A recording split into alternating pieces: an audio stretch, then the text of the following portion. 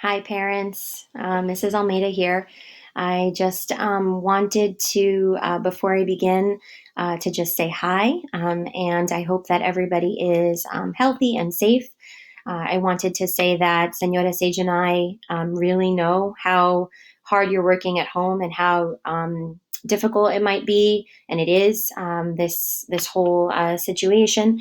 And you all are really just amazing in your efforts to continue the learning as much as possible in your homes. And we know that for different families, that's to different degrees and means different things.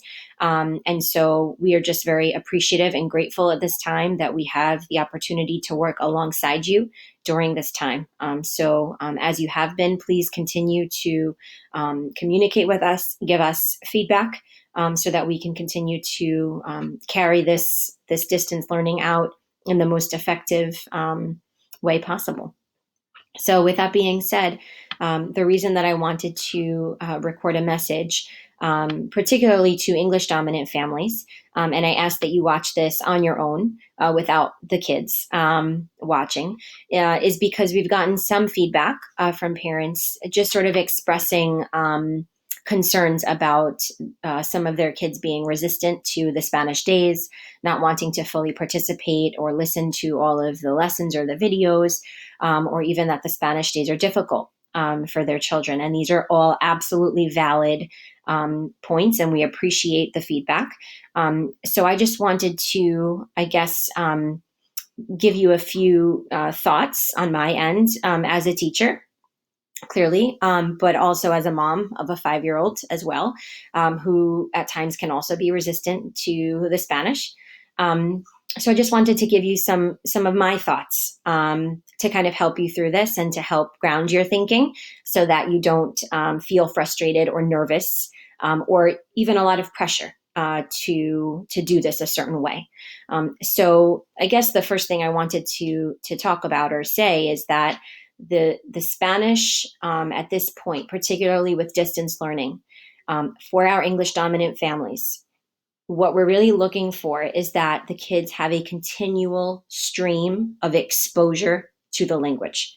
So it means that your child may not understand the meat or the content of, let's say, the read aloud that is in Spanish, okay?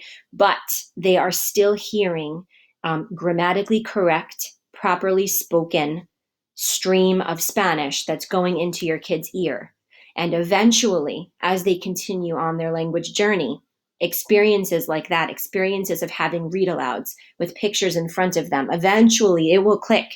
But what is happening is that their ear is getting trained subconsciously to know what sounds right and what doesn't sound right. So, as an English dominant family, if I say something to you like, I need to seat in the chair, right? Immediately, some alarm goes off in your head. Something didn't sound right, right? It didn't sound correct what I said because you've been exposed to the English language. You've heard the English language.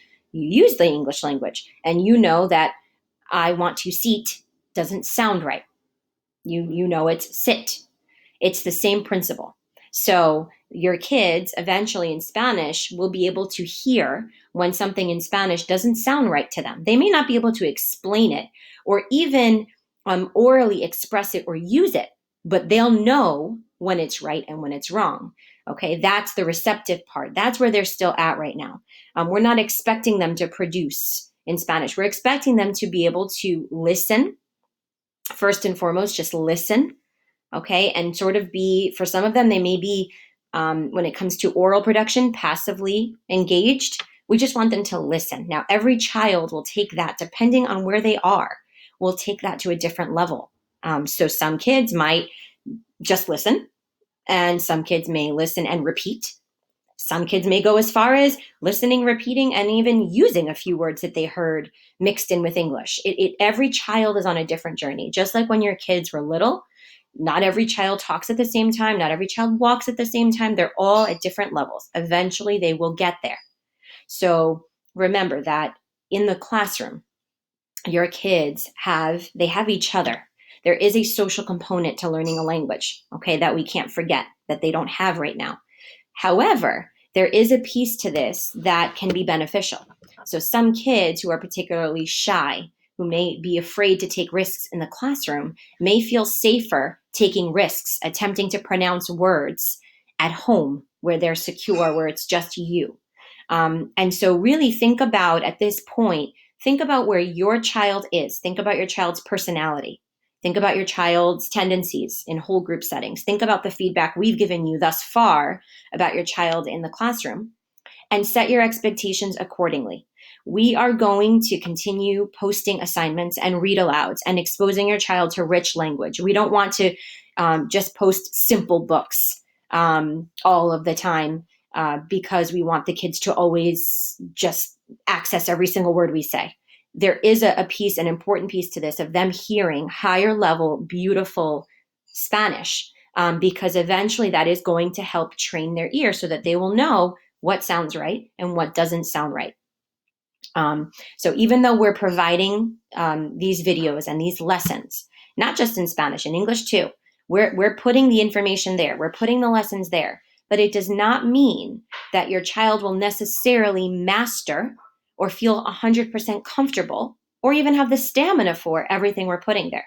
So the same way we in the classroom adjust our expectations and our delivery based on the kids in front of us, you guys are sort of now, on the battlefield at home, and you are sort of playing that role for us. So you have to make decisions and say, okay, today you're just going to listen to the story and that's it. Or today we're going to do a few of these activities and that's it. And if you have more stamina tomorrow, we'll do more. If not, that's okay. Because there is a social emotional component to this. There is an emotional component to everything that's going on that we can't forget about. And while this is all important, and we don't want the kids to lose their momentum, at the same time, you have to read your children and know when enough is enough and when they can get a little bit more of a challenge. And when it comes to Spanish, and again, I'm only sending this video to English dominant families. When it comes to Spanish, we really are just looking for them to continue hearing it. So our goal when your child hears a Spanish read aloud is not that he or she necessarily understood the meat of the story or could answer questions necessarily about the story, especially at this point, because the way we teach in the classroom would possibly facilitate that. But right now, our goal with distance learning for our English dominant families as it pertains to the Spanish is to not lose the Spanish phonics, to not lose that steady flow of Spanish instruction when it comes to the reading and the writing and the spelling and all of that. But when it comes to the read alouds and that area, it really is about allowing your children the opportunity to continue hearing accurate, beautiful Spanish, just for their ear. Just let them hear it and let them know that that's all they need to do is just listen. And even though they feel like they don't understand, that their brains are really, they're like supercomputers. They're smarter than computers, and their brains will eventually make the connections. But right now, their job is to just listen. I am going to make a separate video, a kid-friendly video, encouraging the Spanish and explaining to the kids why it's important and some ideas for them. And that'll be separate of this video, but I wanted to be able to just send you some direct communication so that you feel better equipped and feel a little bit better and less stressed out about the Spanish piece.